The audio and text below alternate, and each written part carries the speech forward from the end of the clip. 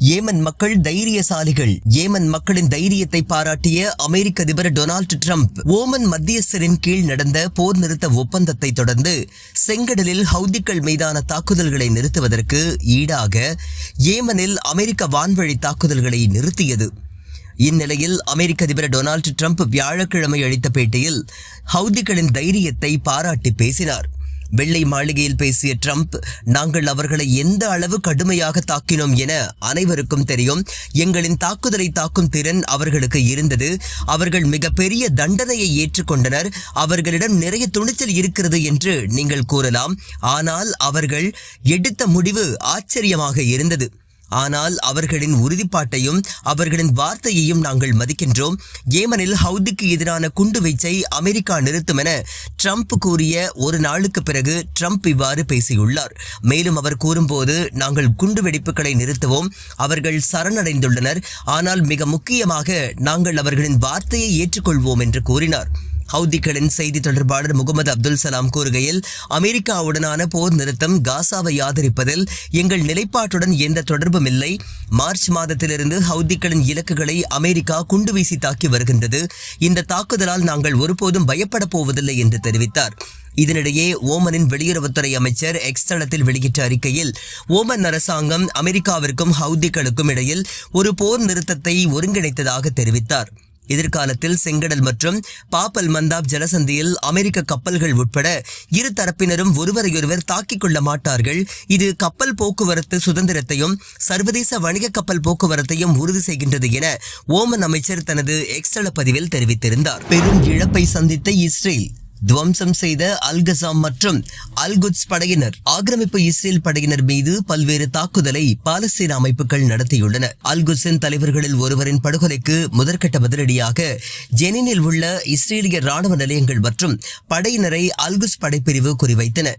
பாலஸ்தீனிய இஸ்லாமிய ஜிஹாத் இயக்கத்தின் ராணுவ பிரிவான அல்குஸ் படைப்பிரிவு ஜலம் மே சோதனை சாவடியில் இஸ்ரேலிய ஆக்கிரமிப்பு படைகளை நோக்கி கடுமையான துப்பாக்கிச்சூடு நடத்தியுள்ளன.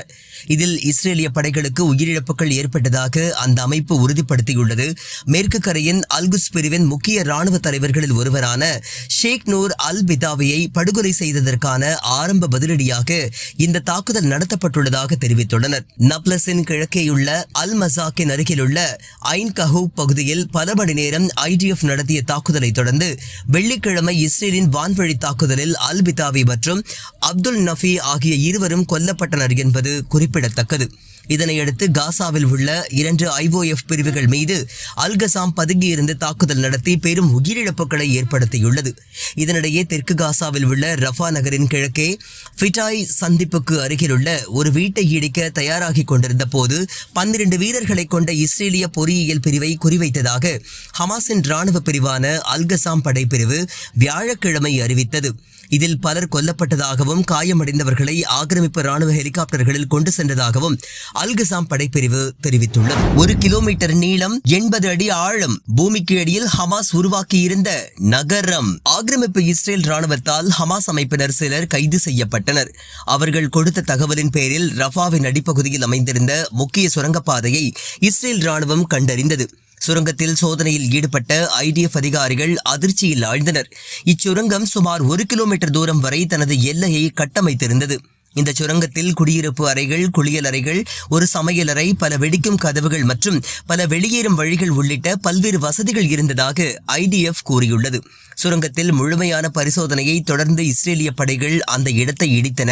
இஸ்ரேலிய படைகளிடம் சரணடைந்த ஹமாஸ் அமைப்பினரிடமிருந்து சேகரிக்கப்பட்ட பல உளவு தகவலை தொடர்ந்து ரஃபாவில் உள்ள ஒரு பெரிய நிலத்தடி சுரங்கப்பாதை அழிக்கப்பட்டதாக IDF மற்றும் ஷின்பெட் பாதுகாப்பு நிறுவனம் வெள்ளிக்கிழமை கூட்டு அறிக்கையில் தெரிவித்தன. அவர்கள் அறிக்கையின்படி இந்த சுரங்கப்பாதை ரஃபாவின் ஷபூரா சுற்றுப்புறத்தில் உள்ள மூத்த ஹமாஸ் செயல்பாட்டாளர்களுக்கு ஒரு முக்கிய மறைவிடமாகவும் செயல்பாட்டு தளமாகவும் செயல்பட்டதாக கூறப்படுகின்றது. உளவுத்துறையின் வழிகாட்டுதலின் பேரில் யஹலோம் போர் பொறியியல் பிரிவு கமாண்டோக்கள் 188வது கவசப்படை பிரிவின் போர்க்குழுவின் கட்டளையின் கீழ் உள்ள பிற படைகளுடன் சேர்ந்து அந்த இடத்தை கண்டுபிடித்து அழித்தனர். இந்த சுரங்கப்பாதை அமைப்பு சுமார் 1 கிலோமீட்டர் நீளமும் சுமார் 25 மீட்டர் அதாவது 80 அடி ஆழமும் அமைந்திருந்ததாக ராணுவம் தெரிவித்துள்ளது. காசாவை உங்களால் வெல்ல முடியாது, நல்ல மருத்துவரிடம் சிகிச்சை பெறுங்கள். நெதன்யாகுவை கடுமையாக சாடிய இஸ்ரேலின் முக்கிய கட்சி தலைவர் இஸ்ரேலின் முன்னாள் பாதுகாப்பு அமைச்சர் அவிக்டர் லிபர்மேன் சனிக்கிழமையன்று பிரதமர் பெஞ்சமின் நெத்தன்யாகு மீது கடுமையான விமர்சனத்தை முன்வைத்தார். சமீபத்திய வரலாற்றில் அமெரிக்க இஸ்ரேலிய உறவுகளில் மோசமான நிலை உருவாகியுள்ளதாக குற்றம் சாட்டினார். சேனல் 12 தொலைக்காட்சியில் பேசிய லிபர்மேன், நெத்தன்யாகு முக்கிய பிராந்திய முன்னேற்றங்களில் இஸ்ரேலை ஒதுக்கி வைப்பதாகவும் அமெரிக்காவின் கொள்கைகளில் ஏற்பட்டுள்ள ஆபத்தான மாற்றங்களை தடுக்க தவறிவிட்டதாகவும் குற்றம் சாட்டினார். அப்போது அமெரிக்காவுடனான உறவு இவ்வளவு மோசமாகி வருவதை நான் ஒருபோதும் பார்த்ததில்லை என்று லிபர்மேன் கூறினார். அவர்கள் ஏமனுடன் ஒப்பந்தங்களில் கையெழுத்திடுகின்றார்கள், ஈரானுடன் நேரடி பேச்சுவார்த்தை நடத்துகின்றார்கள். அது குறித்து எங்களுக்கு தெரிவிக்கவில்லை. இது எங்களுக்கும் நெருக்கடியாகும். ஈரான் அணு ஆயுதங்களை பெறுவதை தடுப்பதற்கு பதிலாக நெத்தன்யாகு ஈரானிய மற்றும் சவுதி அணுகுண்டுகளின் தந்தையாகிவிட்டார். லிபர்மேனின் கருத்துக்கள் ஓமானில் ஈரானுடன் புதுப்பிக்கப்பட்ட அணுசக்தி பேச்சுவார்த்தைகள் மற்றும் ஏமனுடன் அமெரிக்க மத்தியஸ்த போர் நிறுத்த ஒப்பந்தம் உட்பட பிராந்தியத்தில் ட்ரம்ப் நிர்வாகத்தின் சமீபத்திய நடவடிக்கைகள் குறித்து இஸ்ரேலிய அரசியல் வட்டாரங்களுக்குள் அதிகரித்து வரும் விரக்தியின் வெளிப்பாடாக பார்க்கப்படுகின்றது. செங்கடலில் வணிக கப்பல்கள் மீதான தாக்குதல்களை நிறுத்துவதற்கு ஏமன் ஒப்புக்கொண்ட போதிலும் அது இஸ்ரேல் மீதான தாக்குதலை தொடரும் என அறிவித்திருந்தது. காசாவிற்கு தொடர்ந்து ஆதரவளிப்பதாகவும் உறுதியளித்திருந்தது.